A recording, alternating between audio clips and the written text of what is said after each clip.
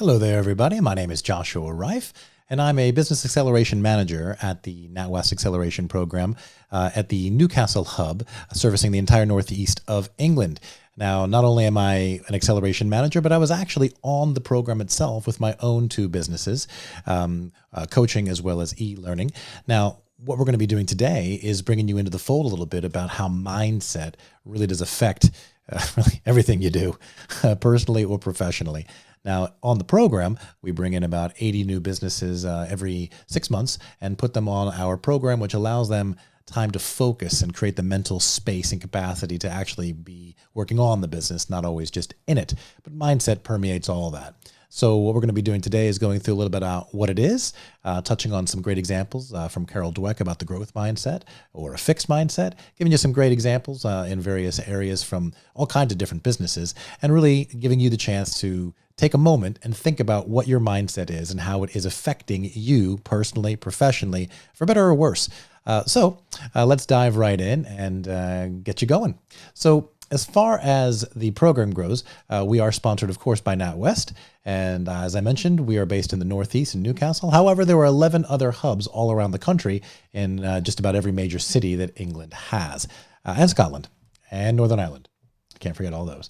So anyway, let's talk a little bit about what mindset really is all about. Now, a lot of people have maybe heard this term before. It's a very, very popular buzzword out and about now and again. And in reality, we don't want to make it too confusing. Really, mindset is pretty much how you look and experience the world around you with regards to how you react to the situations you find yourself in. Now, that can be from a personal level or it can be from a professional level.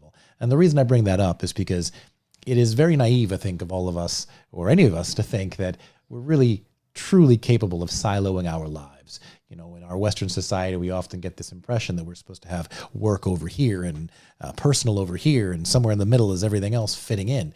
And that's a lovely thought, and I understand why a lot of people begin to think that way or feel that they should be living that way. But the truth is I don't know about work-life balance. It's more of a blend, in my opinion. I've heard that said before, and I really do agree, because regardless of where you are personally or professionally, you are the common denominator in any situation you find yourself in. You know, our world, personally, professionally, is like this, peaks and valleys all the time. And the thing is regardless of where we find ourselves emotionally or mentally, we are forced to make decisions, some small, some big, important, relevant to our businesses, personal lives. But it just makes you wonder, wherever you are on that curve, you have to make a decision. And when you're up here on a riding high, feeling great, the decisions we make tend to be more positive and more beneficial to what we're doing and maybe more big blue sky thinking or bigger picture. But when we're in a pit, when we find ourselves under a lot of stress or worry or anxiety even, you know, we're still forced to make those decisions at that time. And I often wonder the quality of the decisions we're making.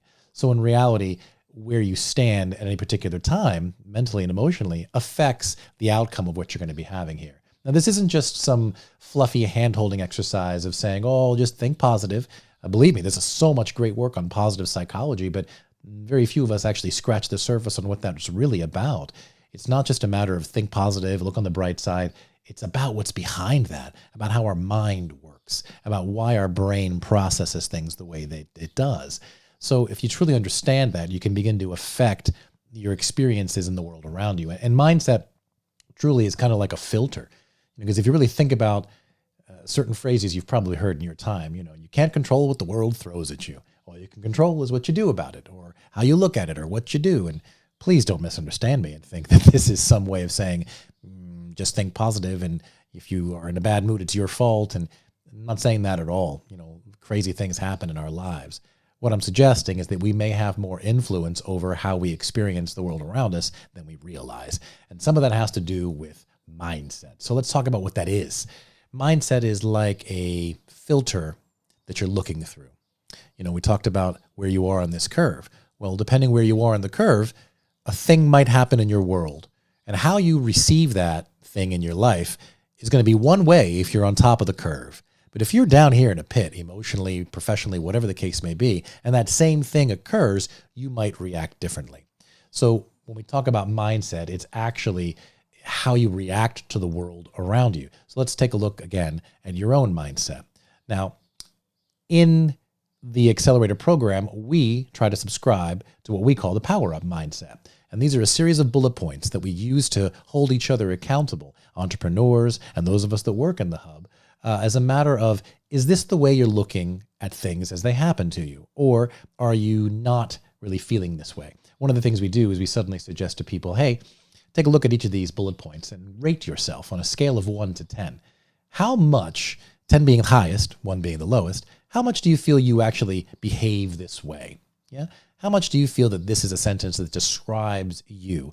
And rate yourself and give yourself a certain score. Now, you don't have to have the power up mindset, call it whatever you like, but this is one grouping together of beliefs and thoughts that we like to hold ourselves accountable to and hold others to a higher standard. Because when we take responsibility for not just our actions, but for our thoughts, emotions, behaviors, a really interesting set of things starts to happen.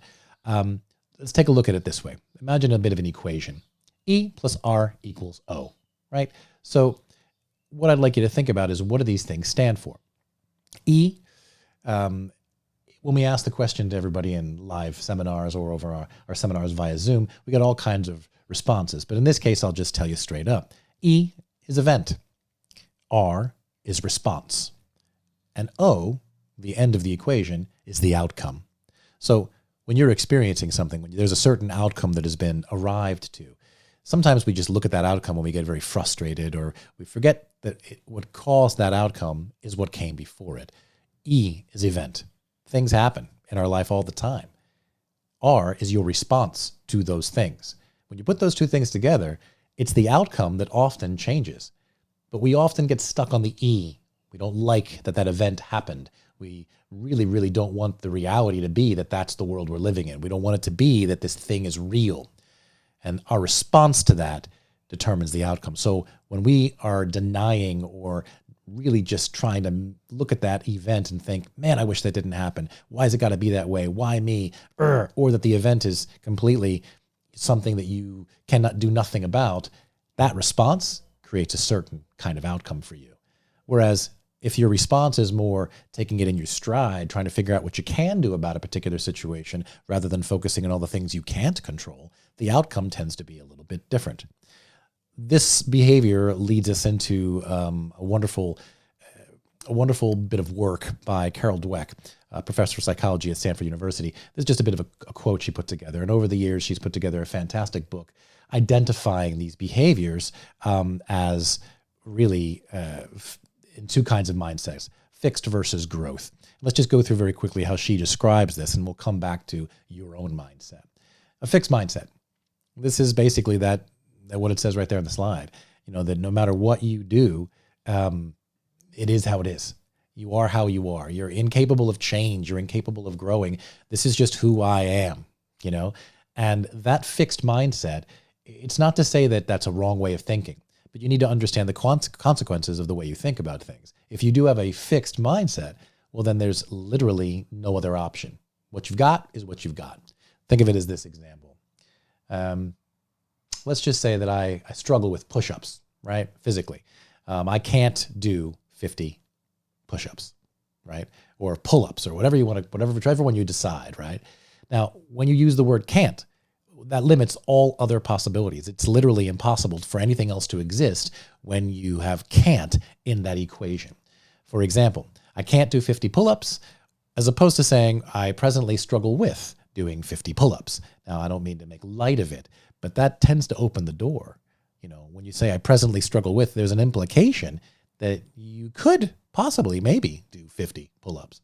Maybe it's more 1 or 2 right now, working your way up, but there's a chance. When you can't, that's it. It's that magical 3-letter word, yet. I can't do 10 pull-ups yet. I can't do 50 pull-ups yet. And it's not meant to be belittling or making light of this. It's just, we have to be very aware of the words and the language we're using, because we receive those words in our minds just like if somebody else were saying them. Think about when you were a kid, or even now. Are there bullies in your lives? Are there people whose opinions really matter in your lives? And when they say something, we often take that on board, and in our heads, we hear it. You know, if you say something to a child, between the ages of 2 and 7, enough times over and over again, they will start to believe it. Same thing happens to us, even as adults. So if a bully or somebody in your life is saying things like that and it affects you, well, imagine what it affects you saying it to yourself have it. You know, the way we speak to ourselves is often not very kind, but we also disregard that. And it kind of feels like it doesn't matter what we're thinking, like our thoughts don't matter. And I'm telling you, they absolutely do. So the way you speak to yourself often is a way you wouldn't tolerate somebody else speaking to somebody you cared about. Think of somebody you love, somebody you care about. If you heard somebody speaking to them the way that you speak to yourself, you might have something to say about that.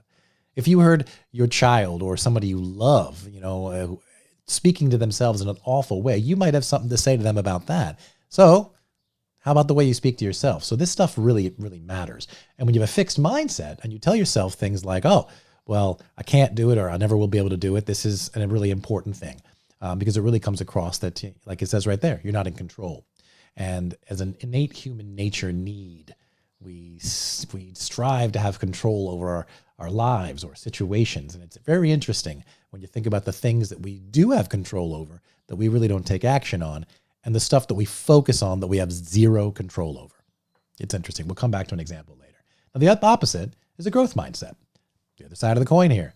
You're able to change and grow, and through effort and everything you see on the slide right there, that you are in more control of your ability to grow and change. And here's a little bit of graphs for somebody who likes the graph type of thing, for all those mathematicians out there.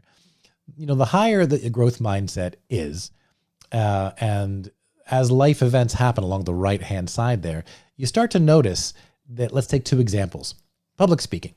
There's something that a lot of people tend to have a very fixed mindset about. I don't like it. It's very scary. I think I'm terrible at it. Now, you might have that mindset because of fear, or you might have that mindset because maybe you are terrible at it. Either way, that fixed way of looking at it puts you in this bottom part of the curve, whereas life events happen, you tend to have a fixed mindset about a topic like that, possibly. However, you don't always have a fixed mindset about everything in your life. It's as things are presented to you, you may react differently to different things that are available, right? Different things over different things, as my wife says. So you may have a particular topic, such as public speaking, where you're very fixed about. Now, let's just say another example. It's a nice weekend. You're getting together with your friends for your weekly Zoom get-together, a hangout. Maybe you're drinking whatever you like to be drinking. And suddenly the topic of dancing comes up. You're out, having a nice time, getting some liquid courage in you, or maybe in your living room, whatever the case may be. And we suddenly start to think, oh, yeah, I can do that. Oh, I can do that move. Or I look so good. And yet, simultaneously, it's the same person. But with a particular topic, we tend to have more of a growth mindset about that. Now, maybe it's a really far-fetched, funny little example. But this is just to show you and imply to you that you can have two different mindsets simultaneously as the same person, but it all depends on the topic you're talking about or what you are being presented with. Now, we talked about event plus response or reaction equaling your outcome. And that's the thing we often forget about, is that it's the end of the equation, right? The outcome is what we're currently experiencing, and we may not be enjoying that particular reality, that particular outcome. But you don't change the outcome by staring at that outcome and saying, I wish that wasn't true. I wish that wasn't the way. You have to pay attention to what came before that. Let's take a look at an example with regards to the way you feel about things. Emotions. Emotions work a bit similarly in the sense that we look at them in a similar way. A lot of us do anyway. And I'm going to show you a different equation. An equation that implies that the way you feel may not be exactly happening because of the exact reasons you might think it is. So have you ever tried to unfeel something you're feeling? Think about that. You're feeling a certain emotion. Have you ever tried to unfeel that? It's challenging. One of the reasons that's challenging is because the way you feel is the end of an equation. Stuff has happened, much like the event happened. You responded to the event in a certain way, and that's the outcome you're experiencing. Similarly, stuff happens, you respond or process that stuff in a certain way, and what comes out the other side of the equation of the equal sign is the emotion you're feeling. By the time you feel a thing, it's far too late to actually unfeel it. If you don't like the way you're feeling, we need to take a look at what's causing that. So let's look at a little bit of a different example for you. Similar equation, but A plus B equals C. And what we're going to talk about is A is the activating event, right? Something happens in your life. Let's say, for example, you're driving down the highway and all your loved ones are in the car or the vehicle with you. And somebody's driving up crazy up next to you. They swerving all around, cutting cars, driving like 90, like a bunch of maniacs. They literally push you off the side of the road into the shoulder where you are come screeching to a halt. You literally almost got in a car accident. Who knows what might have happened? That happened. Imagine that scenario as real. That happened. Now the question is how do you end up feeling about that? We often get a lot of responses like road rage, or I'm angry, I'm fearful, oh my gosh, I'm so angry. Or often we also get responses like, well, I'm relieved. It could have been worse. Who knows what's going on? And they're two very different emotional reactions to a very stressful event. Let's take a look at this with this equation. What a lot of us end up thinking, because it happens so quickly, there's an event and we end up feeling a certain way about it. And we often connect and think that it's the event that causes our emotion. That made me sad. It made me angry. Or you made me sad. You made me so angry. It did this. And I'm not saying we're wrong. I'm just insinuating and trying to get us to think a little bit differently, saying, are we hostages of our emotions? Are we the recipients? Are we victims of this? Or do we have a little bit more influence than we realize over the way we feel? So as I mentioned, one of the reactions tends to be something like road rage. It's a fairly natural reaction, and that often appears because we don't want to accept the reality of what's just happened. That person shouldn't be driving that way. I'm going to get them. I'm going to make myself feel better. My family almost got hurt because this person's a jerk, or it's all this other stuff, right? Well, that is the belief you've got. That's the mindset you've got. That's the filter you were looking through. Yeah. That's the degree to which you're accepting the reality of what just happened. And what we're suggesting is that on the other side of that emotion is the relief that I mentioned. Why do some people get so angry and why do some people feel relief? Well, their mindset about the particular situation is different, and usually it's connected to how much you're willing to accept that thing that's happened. So when you refuse it, ultimately when you get angry, it's usually because that's what's just happened. You want that to have not happened. You want to go back and make sure that didn't happen at all. And you want to somehow be the hand of karma or the hand of fate and make sure that person or that thing pays for it, whatever, because you are very displeased and denying really that that's the reality of what's happened. Now, what about the people that are grateful and feeling relief? Well, if you think about it, there's often this interesting exercise, this whiteboard exercise. You make two columns. And on one side, you make a list of all the stuff that you can control in your life. And on the other side, you make a list of all the stuff you can't control. And here's the challenge, is the more that you focus on the stuff that you can't control, not only does the obvious happen, you can't control it, and it's frustrating, and it's upsetting, and nothing really changes, it also prevents you from focusing on anything that you could control. So it's a double whammy. One, you're angry, distraught that you can't control what's happening around you. And two, the stuff that you could have done, you now render yourself incapable of doing because we're not great multitaskers, no matter what you might think. If you start focusing on more than one thing at a time, you're definitely not focusing 100% of your effort and attention on more than one thing. You're splitting your attention, 50-50, 80-20, whatever the case may be. So when you have that other mindset of the car zooms by and you think, well, I don't know what's going on. Maybe they're having a baby in the back of the car. Maybe they're having a heart attack. Maybe there's something awful happening. Maybe they're on drugs. Who knows? The point being is the people that start to turn around and think, well, I can do nothing about that. What can I do? I can make sure we're safe. I can get some distance between us, do whatever.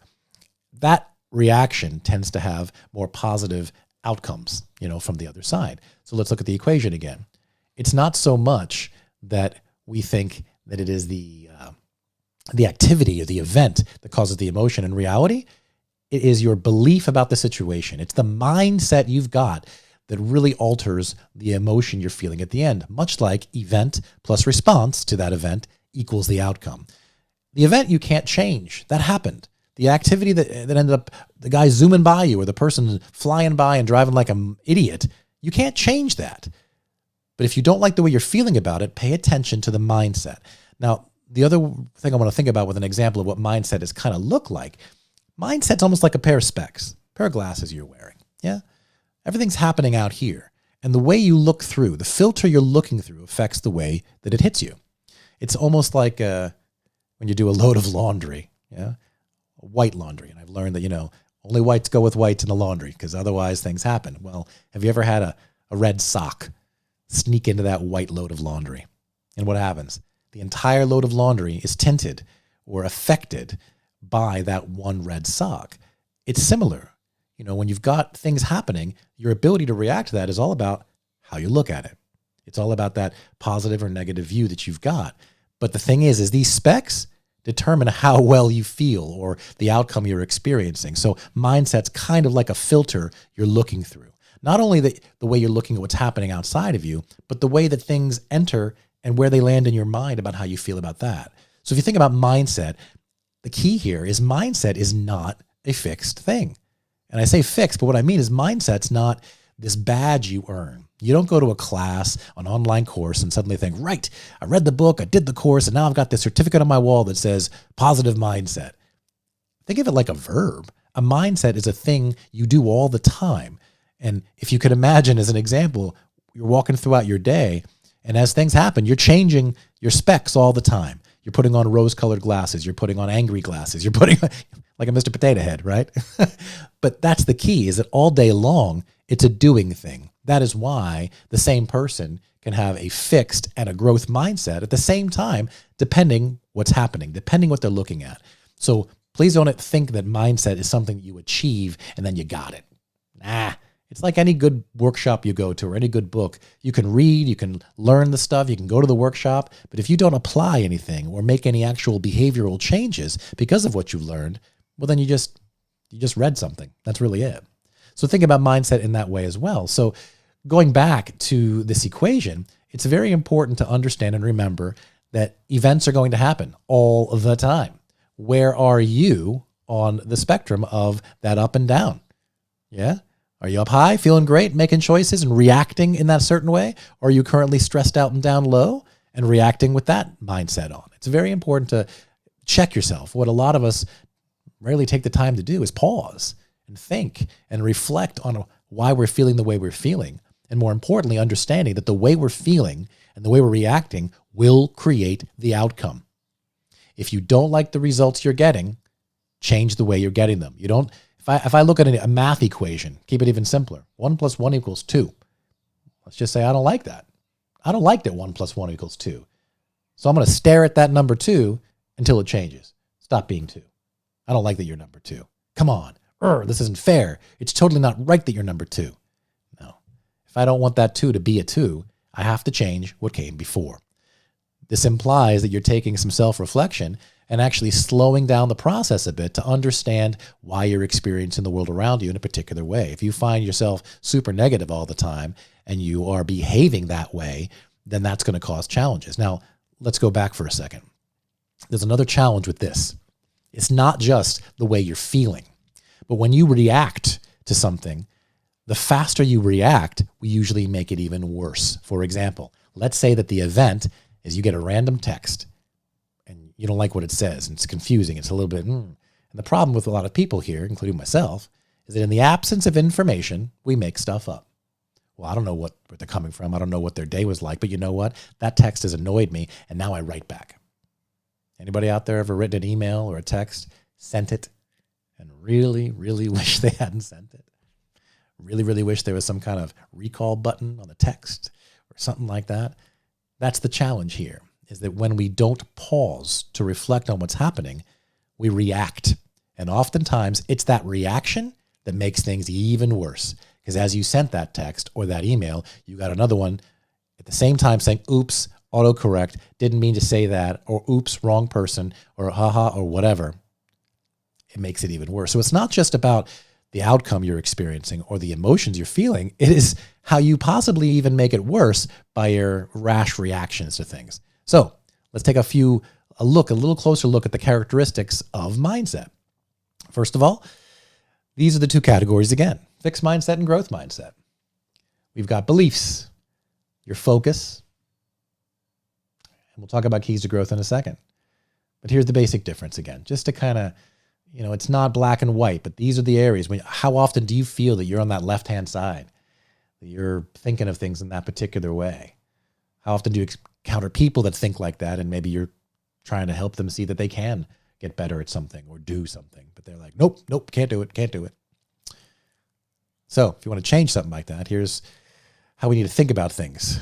All these things we focus on, the effort, the challenges, the mistakes, and the feedback, right? This is how we focus sometimes when we are in a fixed mindset. We don't take feedback well. We're very negative about it all, as opposed to growth, where these actions, the keys to changing some of the ways you behave and get different outcomes are listed on the right-hand side. It's just about an active doing kind of thing. This isn't one way or the other. We're often a big mix of both. So ask yourself, when are you experiencing a growth or a fixed mindset? In what parts of your life are you doing that? We give ourselves in the seminars we run a bit of an activity, and you can do the same thing. Think about your activity. Get in a small group with some friends or other entrepreneurs or just by yourself, and share maybe. Ask these questions. What do you currently have a fixed mindset about? And what's that mindset stopping you from doing? And how do you begin to control that particular situation? So that's really, really important to think about. And then, of course, what elements do you need to develop your mindset? These are the basics. Understand that words have power. Okay? What you say to yourself makes a difference. Just like a bully saying it to you, don't be your own bully. Take time to reflect. It's something that so many entrepreneurs don't do and don't understand the power of taking a moment to think about why things are the way they are. Just take it in. Step back. Become a witness to what's happening for a moment and just reflect. You might be surprised the ideas and thoughts that pop into your mind. If you don't have a clear vision and you don't have a plan, it is highly, highly recommended to do so, particularly if you want to develop your mindset.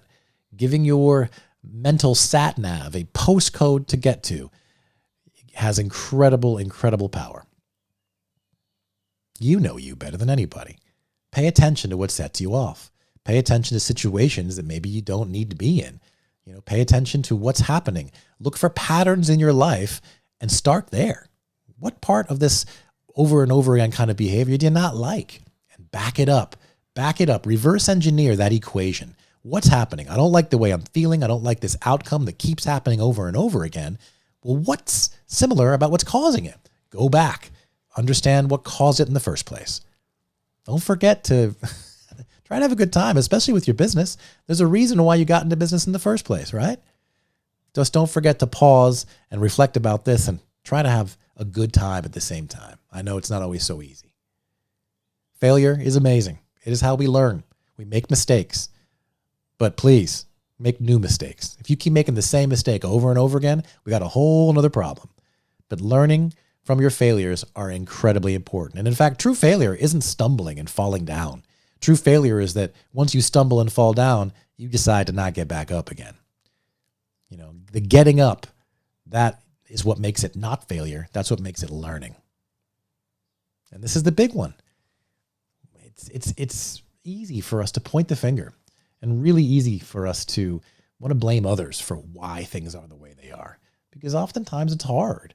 We don't like to feel like a failure. We don't like to feel embarrassed. Many of us, I think I would venture to guess just about all of us, experience some kind of imposter syndrome. I'm faking it. They're going to figure me out. That's self-esteem, isn't it? Confidence, all that stuff. But what would happen if you took personal accountability for all the things that happened to you? Not just actions, but also the way you feel about it. Of course, I'm not saying everything is your fault. But if something happens and somebody does something or an organization does something, okay, it might not be your fault, but whose responsibility is it to do something about it? Theirs? How's that going to work out for you? You think they're going to do that? What would happen if you really did take personal accountability for your actions, your behaviors, and your thoughts and your emotions? Who knows? Maybe big things. So these are some of the things you can do to develop your mindset. Do not forget the power of yet. That's a very, very powerful one. Or, of course, the longer version of I presently struggle with, and then you fill in that blank. Mindset is a very powerful thing. The first step, though, is understanding what yours is. What is your mindset about certain things? And what would happen if you could change it? Just the what if is a very powerful question. So thank you very much for paying attention, everybody. It's a real pleasure. And mindset's something we work on all the time in the Accelerator program. So if you're curious, come on by and check us out at natwest.accelerator.com. In the meantime, I hope to see you around. Of course, out and about in the Northeast, but I'm all over LinkedIn and social media as well. Enjoy the rest of the presentations that Paul and team are bringing to you for Startup Week. And don't forget to get your ticket for the actual Startup Week happening later in the year. We are proud to be a sponsor and proud to get together and meet you, your businesses, and spread all these great vibes all around. So thanks for listening. Have a great one. I'm Joshua Riffe, and pop in sometime to the Newcastle Hub when all this craziness is over. Or join us on a nice little check-in Zoom call. Take care, and I'll talk to you another time. Bye.